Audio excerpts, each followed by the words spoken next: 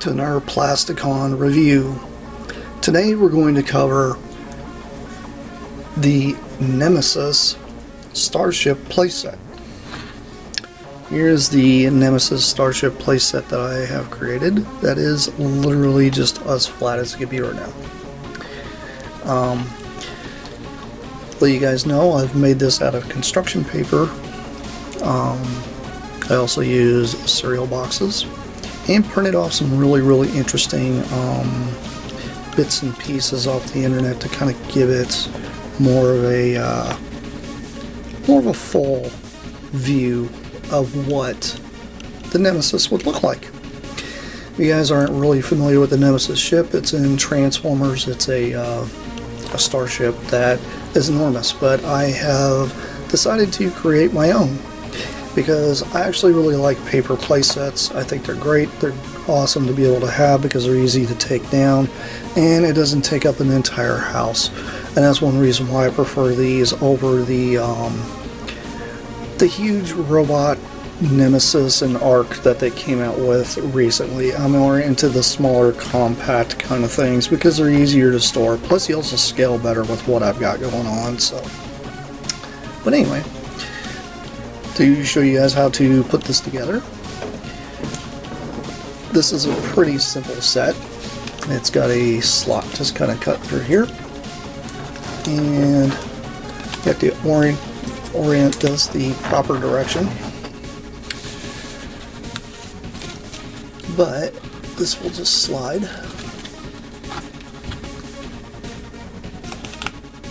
right through here, and there he goes. And it kind of just slots in.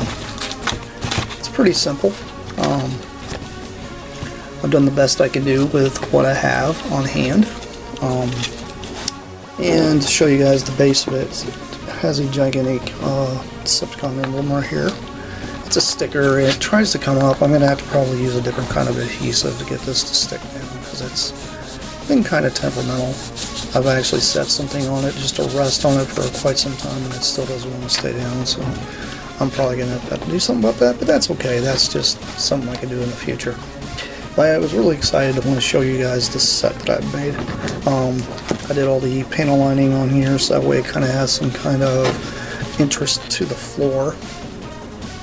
Unlike the Autobot one, I actually didn't have some printed stuff for the bottom, so I had to create that myself. But anyway, I'll set it on here just like so. And let's raise the camera up just a little bit so you guys can see what the difference is here. And if you guys notice, the difference is between the Arc and the Nemisis ship.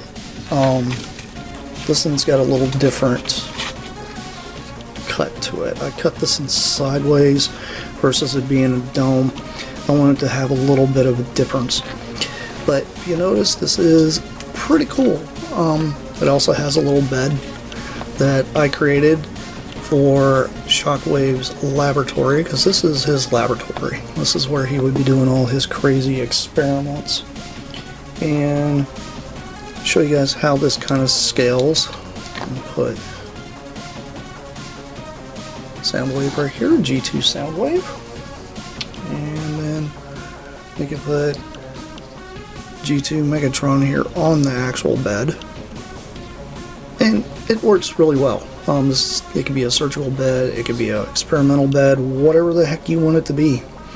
You know, it's got all these like cool, like really Arc type of things. We've got the Arc windows going on here, along with a lot of the just gadgets and gizmos over like each door's got like a sensor thing, and it's got all these computer control panels here.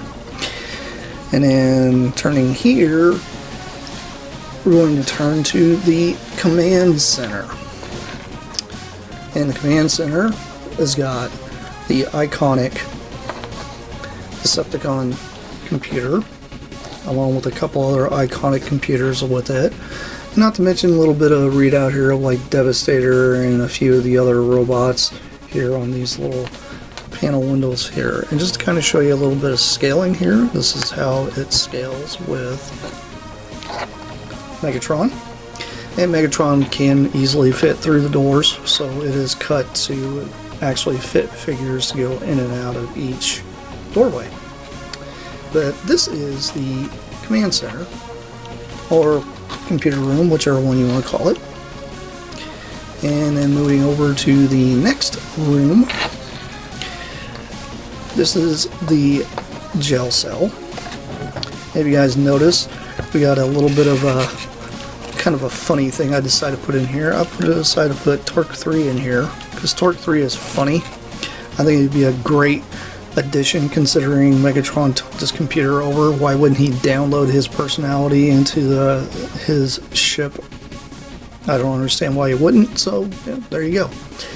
And he would download his personality in there, and he would sit there and use him to interrogate any Autobots. We're going to put Optimus in here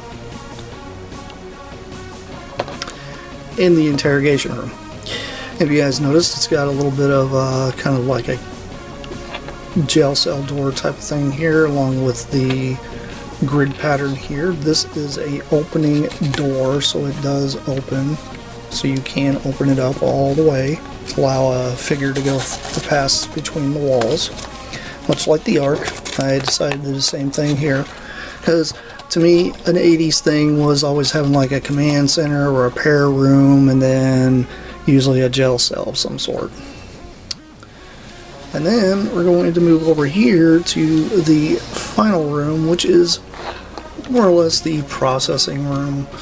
It could also be a medical, not necessarily a medical bay, but maybe like an interrogation room or just an extra storage room or whatever they want this to become for the rest of the Decepticons. And just to kind of show you how they scale with a, not scales with the Power of the Primes figure. Works very, very well.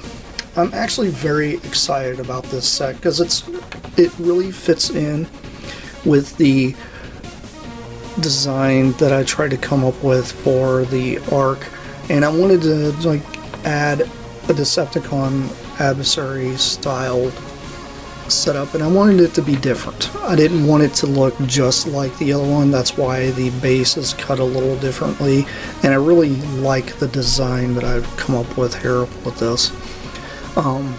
All the images here I've actually found online, so I printed off some images, kind of did little modifications myself to make them all kind of work, and I really tried to bring the Decepticon color into it with this kind of a lighter lavender color. Some of you guys out there that are really into like the deeper purple, I can understand that, but with this being more or less for me, because I like my Generation 2 stuff, I like this little lighter color, and it really kind of adds to the aesthetic of what I'm putting in here, because if you look at it, the robots really do pop really well with this background. And the background isn't distracting. That's what's great about it. And I do know that this purple here is a little darker than this, but I wanted the bits and pieces to kind of stick out more. I didn't want them to blend in so much that you can't tell what's a panel and what's an actual piece of the wall. It kind of separates that. Because when it comes to designing these, I wanted to make sure that it was fun for me and it looked cool. And also it picking up on camera is another thing, because in the future I'll probably end up using these sets for all different kinds of different things that I'll do. And I really do like these. I'm big into doing the toy photography, and I wanted to make sure this actually went really well. Now the funny thing is, I put these down with a different type of adhesive than the adhesive that was on these stickers, and these don't really want to stick well, so I'm probably going to turn around and use that same adhesive I use here on these, so that way it actually sticks to this better. For some reason this construction paper doesn't really want to stick as well. And it's okay. Like I said, I'm very happy with what I've created here, and I wanted to show you guys the potential of things you guys can do out there if you don't have a lot of money, and you can actually kind of create your own thing. Me, I don't have a whole lot of money. I just kind of have random stuff, and it's easy for me to create something pretty much out of nothing, because I like to create my own worlds, and this is a good way of doing it, and also making it so that way it's easily put away, easily stored. And yeah, it may be delicate, but a lot of the toys we had from the 80s were delicate, whether we want to admit it or not. Some of them really were. That's why some of them throughout the years have so many different broken bits and stuff like that. And although some things were made better back then, I'm really into just creating the simple things, like a simple little playset like this that works really, really well for any type of thing you're trying to accomplish. If you guys are really interested in these kind of sets and want me to do anything in the future with some of this stuff, let me know. I really want to do more of this kind of thing. I mentioned something about G.I. Joe. Some person was really excited about that. Pardon me. But yeah, I think it's a really, really cool thing. And I hope you guys really do enjoy this ARC playset that I've created. And, not ARC playset, but this is the Nemisis playset. See, even I get things mixed up. Happens when you get older. Your brain just starts to go sideways. But anyway, this has been Plasticon. And this has been yet another quick look at a playset that I've created. And I really like playsets. I think these are highly lacking, and I hope you guys enjoyed that, and I will have plenty more coming you guys' way. And that's it for now. Bye!